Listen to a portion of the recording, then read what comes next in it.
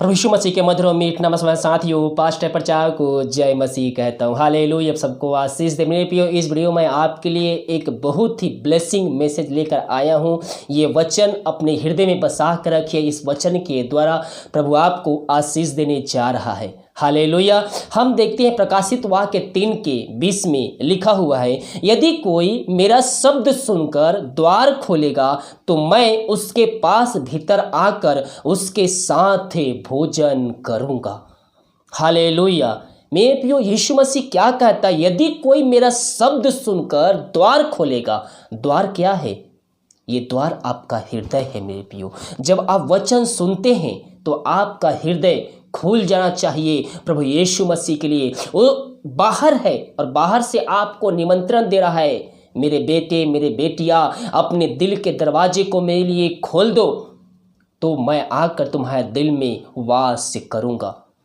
वो बाहर से आपको निमंत्रण कर रहा है कि अपने दिल के दरवाजे को मेरे लिए खोल दे और मैं उसमें आकर वास करूंगा। मैं उसके भीतर आकर उसके साथ भोजन करूंगा। यीशु मसीह आपके साथ रहना चाहता है मेरे प्रियो।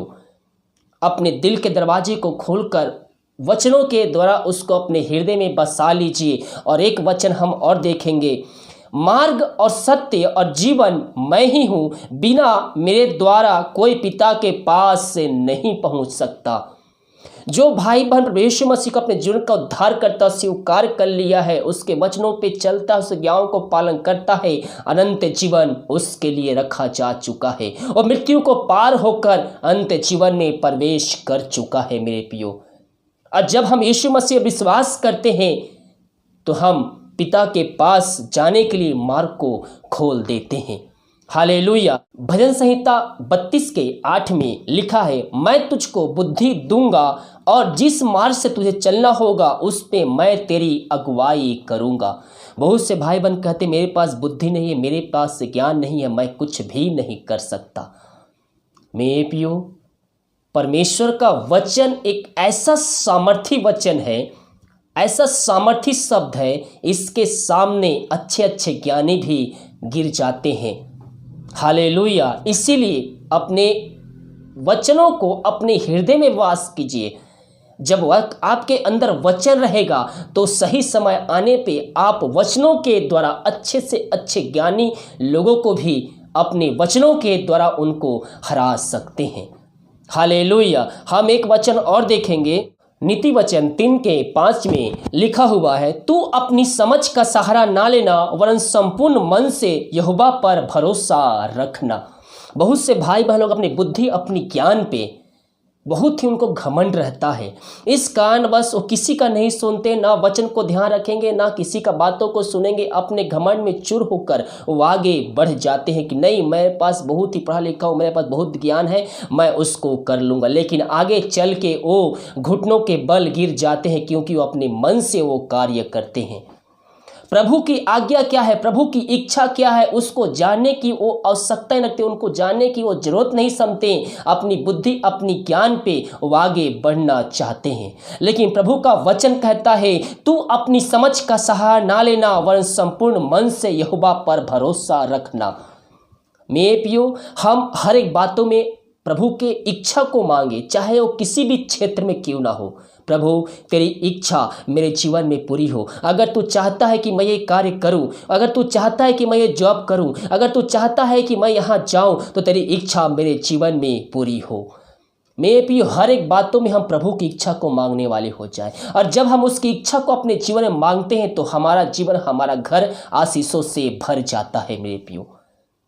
मेरे प्रियो, आज समय है, अपने हृदय को प्रभु यीशु मसीह के लिए खोल दीजिए। वो आपके अंदर आकर आपसे बातचीत करना चाहता है, आपके साथ भोजन करना चाहता है, आपके साथ वास करना चाहता है।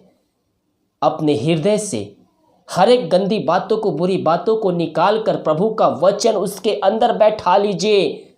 और जब आप उसके वचन को अपने हृदय में बैठाएंगे, वो आपके हृदय में वास करेगा।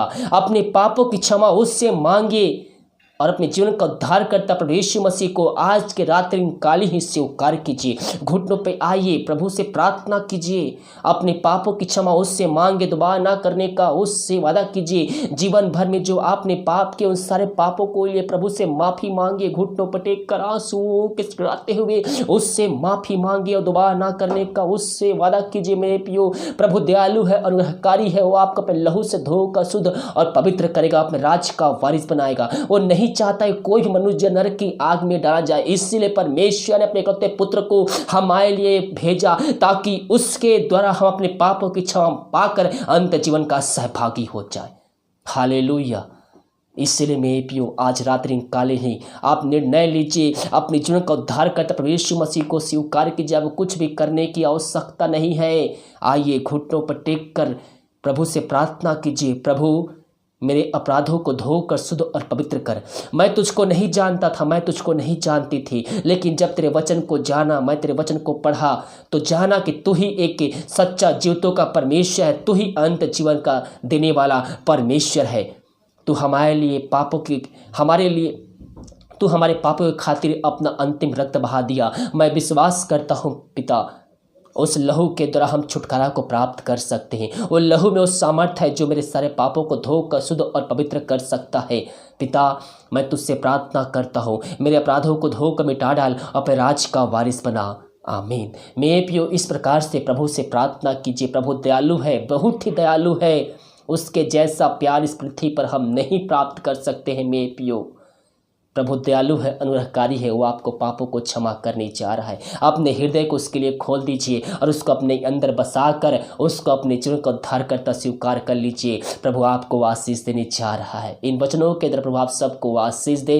वीडियो को लाइक कीजिए, सभी जगह शेयर कीजिए ताकि और भी लोग मसीह यीशु को जान सके। जो वचन मैंने बताया उस पर कायम कीजिए, उस पर चलिए, प्रभु आपको उसमें आशीष देगा। हालेलुया। God bless you.